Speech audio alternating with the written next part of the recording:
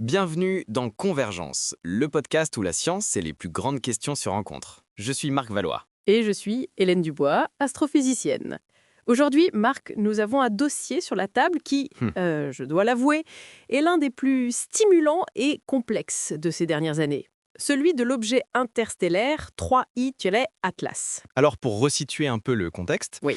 on parle d'un objet détecté le 1er juillet 2025, venu d'un autre système stellaire.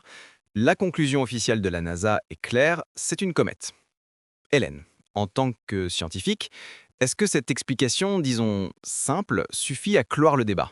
Elle clôt le premier chapitre, disons-le comme ça. Ok, La conclusion est juste. d'accord. Par elle repose sur des preuves observables. 3I-Atlas a bien une coma, ce halo de gaz, et a dégazé en s'approchant du Soleil.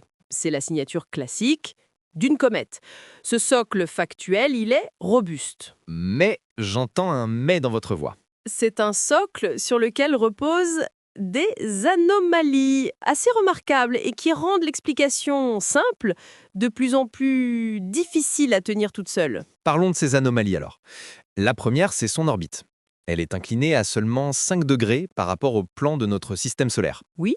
Pour un visiteur aléatoire, c'est statistiquement quasi impossible, n'est-ce pas? C'est exact. C'est très très improbable. Ses prédécesseurs, Oumuamua Mhm. et De Borisov, avaient des trajectoires beaucoup plus désordonnées. Cet alignement est une première étrangeté majeure. Une étrangeté qui l'amène, comme par hasard, à survoler Vénus, puis Mars, et enfin Jupiter. C'est ça. C'est en fait l'itinéraire parfait pour réaliser un audit planétaire complet de la Terre, mais à distance de sécurité. La synergie de la trajectoire est intellectuellement, c'est très élégant.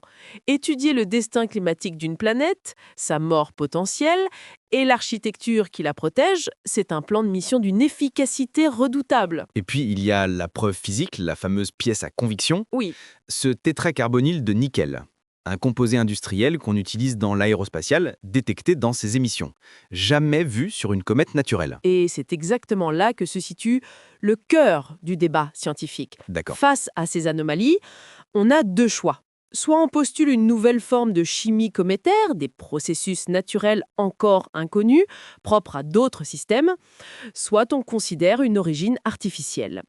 La rigueur scientifique, elle, exige de privilégier la première option. Le fardeau de la preuve repose toujours sur l'hypothèse la plus extraordinaire. Mais Hélène, c'est justement sur ce point que le débat devient, je trouve, plus profond.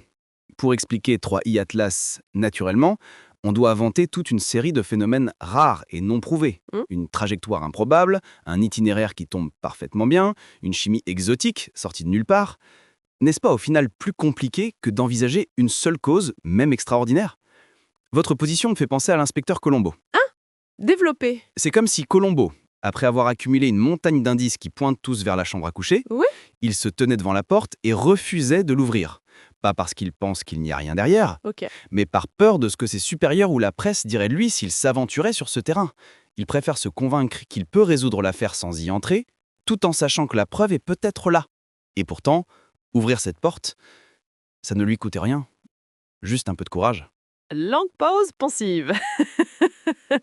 C'est une analogie d'une pertinence redoutable, Marc. Vous mettez le doigt sur une tension fondamentale en science. Cet équilibre entre la discipline et l'audace. Est-ce que la communauté scientifique, en insistant pour, je cite, inventer de nouvelles physiques naturelles plutôt que d'examiner sérieusement l'hypothèse artificielle, n'est pas en train de se tenir devant cette porte, paralysée par la peur du ridicule? Vous formulez la critique de manière très juste.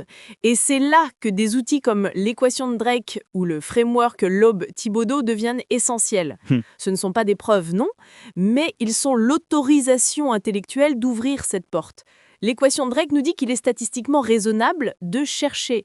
Le framework Loeb-Thibodeau nous donne un mobile, un pourquoi qui rend l'hypothèse cohérente. Donc, il est temps d'ouvrir la porte? Il est temps de reconnaître que la porte existe et qu'il est scientifiquement légitime de tourner la poignée. Votre analogie est juste. Refuser d'envisager une hypothèse testable par peur de ses implications, ce n'est pas de la rigueur, c'est de la frilosité. 3i Atlas nous force à confronter cette frilosité. C'est un test, pas seulement pour nos modèles, mais aussi pour notre courage scientifique. Un test que nous sommes en train de passer en direct. Maintenant, voici une question pour vous qui nous écoutez. Si la science est notre inspecteur Colombo collectif, quelle est la porte la plus importante qu'elle refuse d'ouvrir aujourd'hui? Non pas par manque de preuves, mais simplement par peur de ce qu'il pourrait y avoir derrière.